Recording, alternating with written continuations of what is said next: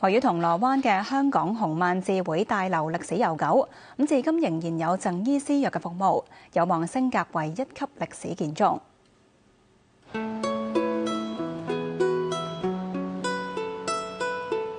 1940年建成嘅香港紅卍字會，位於銅鑼灣黃龍道，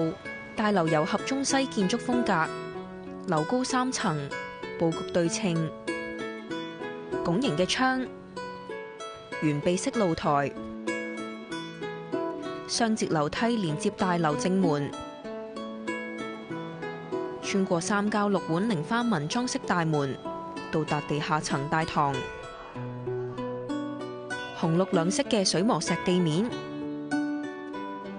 佈滿中式彩繪同木雕嘅橫梁。主樓梯用咗水磨石飾面，配上木扶手，連接1樓同2樓。天台嘅藍光亭佈滿中式裝飾，天花畫咗藍天同長雲壁畫。大樓保持大部分原貌，而診所更加由大樓建成開始運作到而家。我呢個大樓本身呢，我哋係主要係贈醫施藥嘅，我哋有牙科啦、眼科同埋呢個普通科嘅贈診服務嘅，主要對象都係啲基層大眾。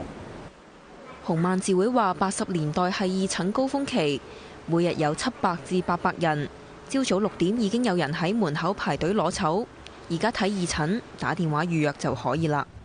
古諮會係喺6月會議建議將大樓由2級歷史建築升為1級歷史建築。紅卍字會就話會盡量保留建築特色，亦都希望對保育作出貢獻。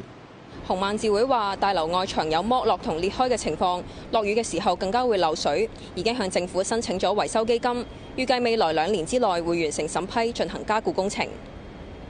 無線電視記者何思怡報導。